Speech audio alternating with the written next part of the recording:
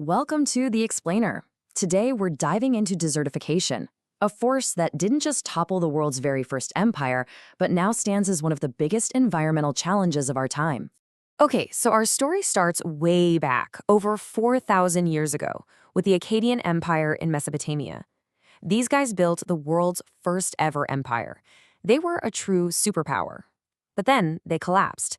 And believe it or not, the exact same force that brought them down is a global threat that's getting bigger every single day.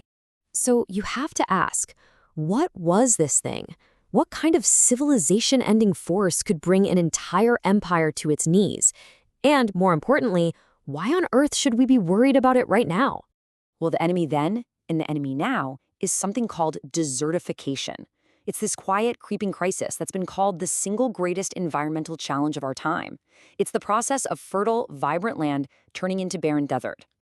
So let's take a look at how this ancient problem has ballooned into a crisis on a planetary scale. And, spoiler alert, it's not just about sand dunes anymore. So what exactly are we talking about here? Well, put simply, desertification is when land gets so degraded it just can't support crops, or livestock, or wildlife anymore. And this whole process is getting supercharged by a mix of human activities and, you guessed it, climate change. To really put this in perspective for you, every single year we lose an area of productive, fertile land that's 3 times the size of Switzerland.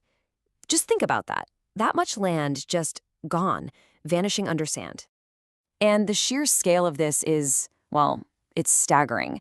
A whopping 40% of the Earth's entire land surface is made up of these vulnerable drylands. So this isn't some far-off problem. We're talking about a threat to the food and security of over 2.5 billion people. Now, here's something you might not know. Think about where all the carbon on our planet is actually stored. We talk a lot about the atmosphere, right? But the world's soil holds more than 3 times as much carbon. So when that land degrades, all that carbon escapes, which makes the health of our soil absolutely critical in the fight against climate change. And you can really see this crisis unfolding in sub-Saharan Africa. The Sahara Desert itself has actually grown by 10% in just the last century. And vital water sources like Lake Chad, which used to support 30 million people, it's shrunk by a devastating 90%. That's from a combination of natural climate cycles and human-caused global warming. But in the face of this massive, expanding threat, an absolutely incredible story of hope is literally taking root. We're talking about one of the most ambitious ecological projects in all of human history. Check this out. 11 African nations have teamed up to build what they're calling the Great Green Wall. It's an 8,000-kilometer-long barrier of life, of trees, stretching clear across the entire continent. It's a wall of life designed to hold back the desert. And the method here is just beautifully simple. By planting millions of native, drought-resistant trees, the land's natural ability to hold on to water gets restored.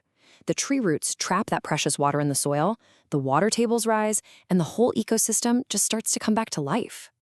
And the results so far? They're already incredible. I mean, the wall is only about 15% finished, but it's already a huge success. In Ethiopia, they've restored 15 million hectares of land. In Niger, the restored land is now producing enough extra grain to feed another 2.5 million people every year. That's amazing. Okay, so let's talk about the cost. The entire price tag for this planet-altering project is about $8 billion.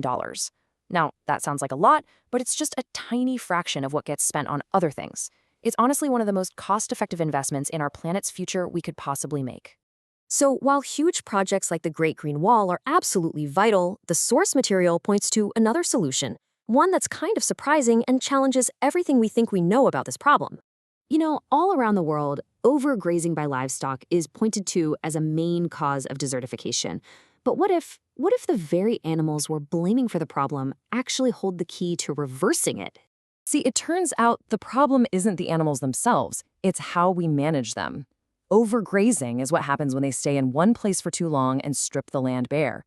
But the solution, planned grazing, actually mimics how ancient wild herds used to move. Bunched up to fend off predators, and always on the move. That constant movement means they trample grass over the soil, which protects it, and their waste acts like a natural fertilizer, literally rebuilding the land. And get this, in an experiment that used this nature-mimicking method, the land was completely restored. even as the number of livestock on that same land was increased by a massive 400%. More animals, healthier land. It's wild. So this reveals a really powerful, low-cost path forward that could have profound implications for our planet's future. It all comes back to the soil. And the potential here is it's breathtaking. The thinking is that if we apply this planned grazing method to the world's dry lands, the soil could soak up so much carbon from the atmosphere that it could actually return our greenhouse gas levels to what they were before the Industrial Revolution. So here's the ultimate takeaway. One of the most powerful, natural, and tested solutions to climate change, a problem that brought down the world's first empire, might just be hiding in plain sight, right there in the ground beneath our feet.